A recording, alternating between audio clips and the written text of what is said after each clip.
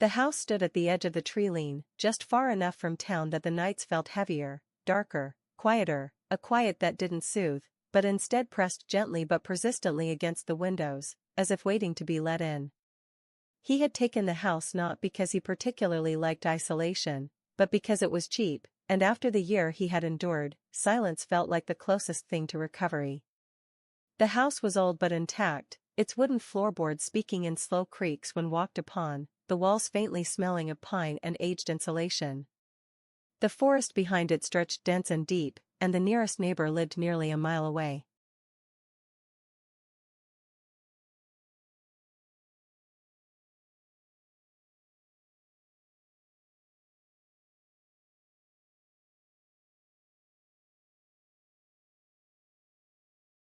The first evening passed uneventfully.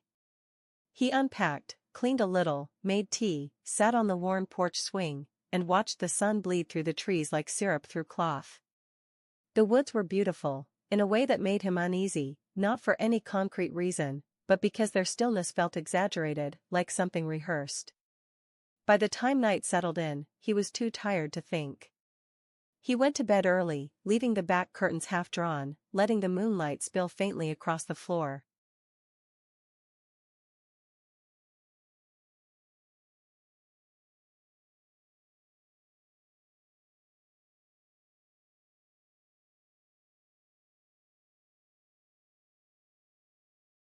It was on the third night that he noticed it.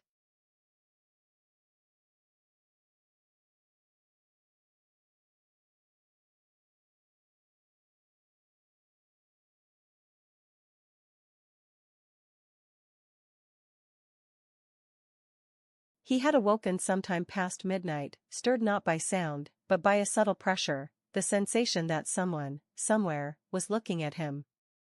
The room was cold. The silence was total. He remained still for several minutes, waiting for the feeling to pass, and when it didn't, he finally sat up, rubbing his arms to chase the cold from his skin. The back window faced the woods. It wasn't far, the trees began less than 30 feet from the edge of the yard, and the light from the moon revealed just enough of the forest line to make out shapes, outlines, silhouettes.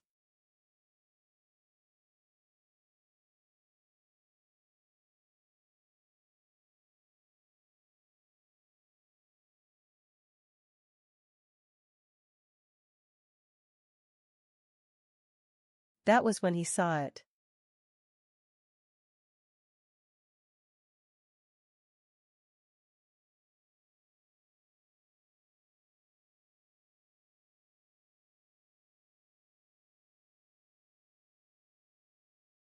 A figure stood at the edge of the woods. Tall. Thin. Completely black, as though carved from shadow itself. It didn't move. It didn't sway or shift with the wind. It simply stood, perfectly upright, arms by its sides, head slightly tilted toward the house, or at least, that's what he thought. It had no face, no discernible detail, no edges he could focus on, just the raw impression of a human shape where none should have been.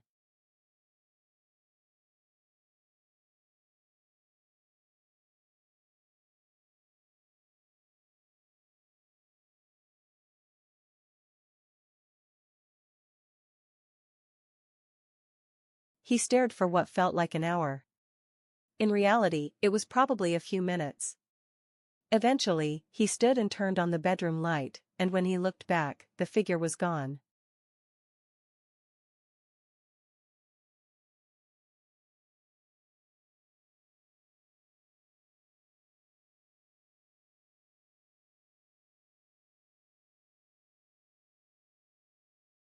He didn't sleep the rest of the night.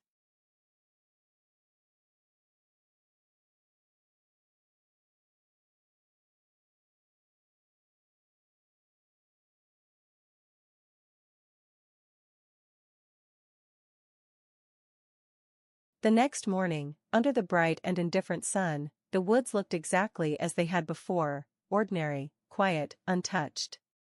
He walked down to the edge of the trees, hoping to find, what? Footprints? A coat rack? A rational explanation? But there was nothing. No disturbed earth, no broken twigs, not even the ghost of movement left in the branches.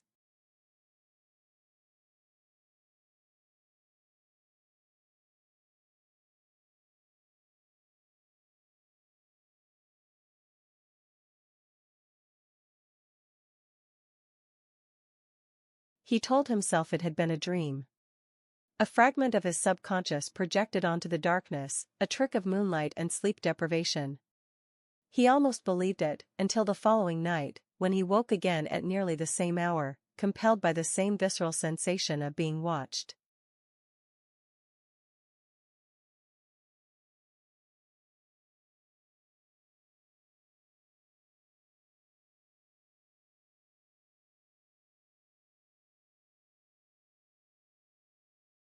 And once more, the figure stood in the same spot, unmoved, unchanged, waiting.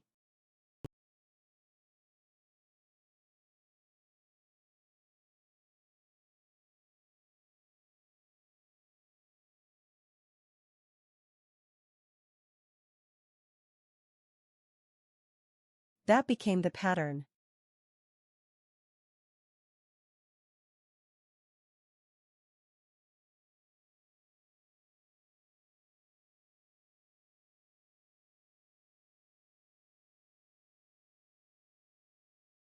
Every night, at some indistinct hour after midnight, he would wake, not from a sound, not from a nightmare, but from the weight of attention, as if the very air had thickened with intention, and he would rise, against his better judgment, and look toward the window. And there, always precisely where the trees met the clearing, the silhouette stood, never closer, never further, never different in shape or posture, a monument of darkness staring at the house in silence.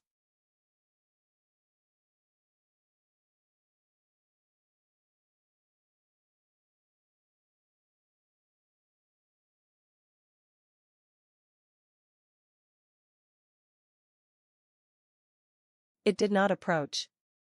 It did not retreat. It only watched.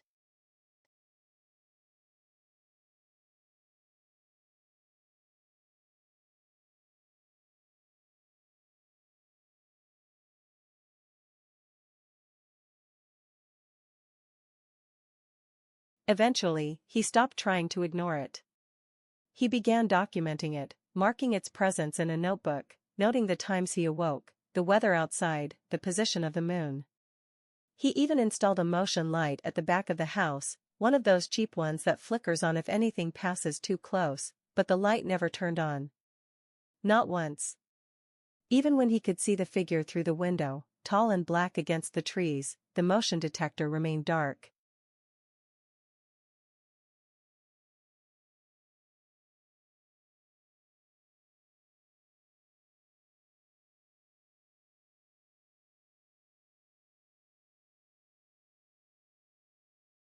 He tried taking pictures.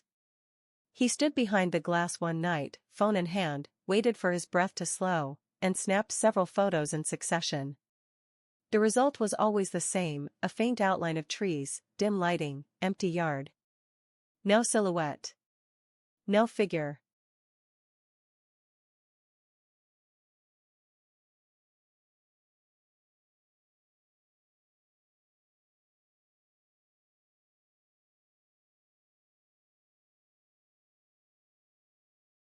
It was as if the thing refused to be captured.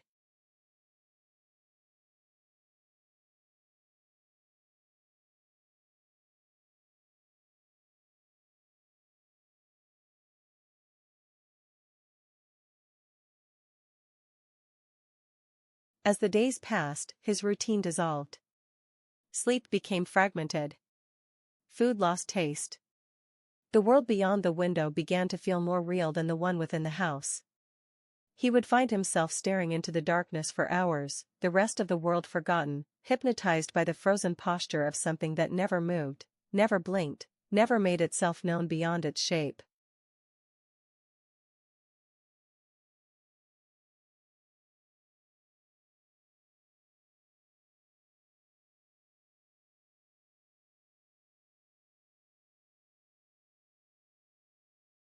And then, one morning, it was gone.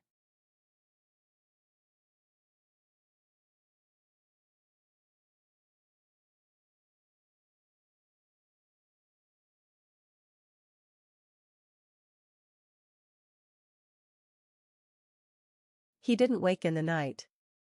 He slept through until sunlight touched his face. When he opened his eyes and realized what had happened, a strange calm settled over him, like a tension finally broken. He stood, walked to the window, and confirmed it.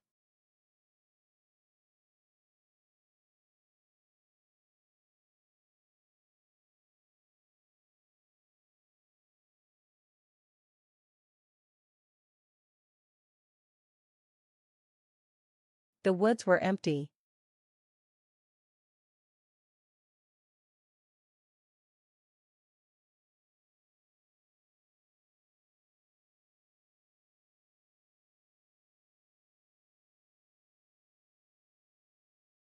For the first time in nearly 2 weeks, nothing stood among the trees.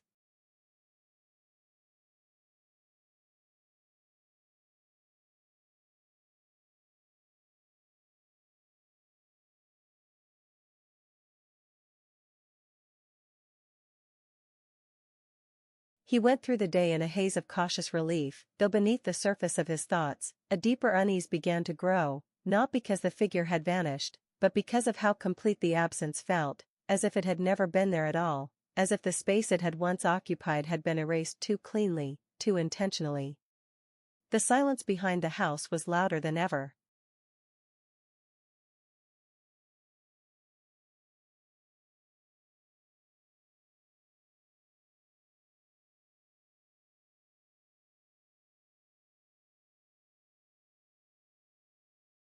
That night, just before sleep took him, he pulled back the bedroom curtain to check again.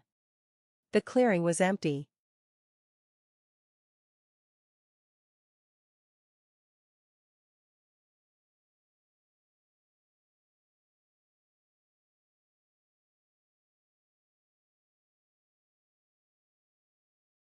He exhaled, turned off the lamp, and laid his head on the pillow.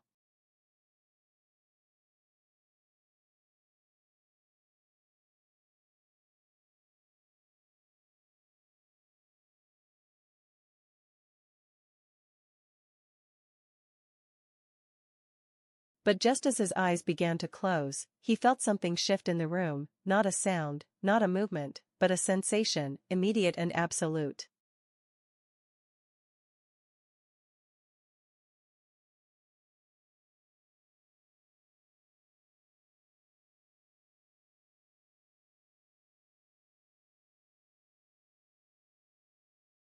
He opened his eyes.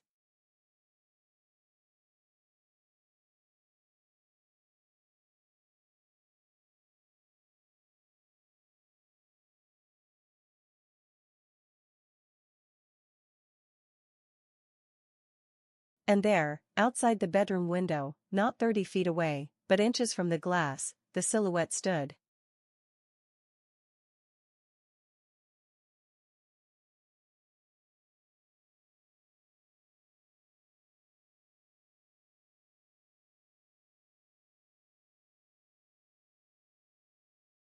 Watching.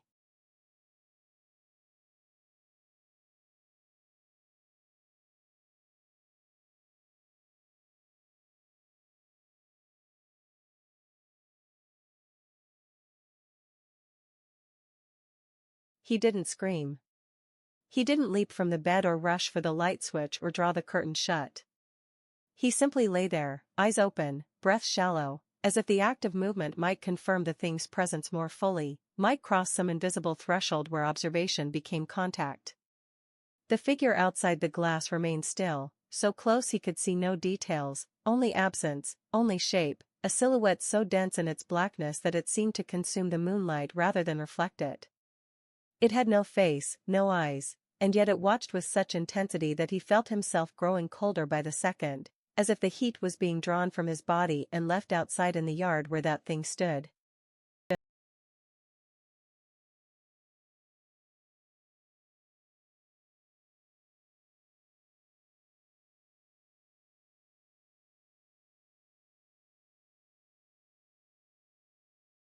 He didn't remember falling asleep. Perhaps he never did. When morning came, he was still lying in the same position, blanket twisted around his legs, mouth dry, chest tight. The light filtered through the window as if nothing had ever stood there.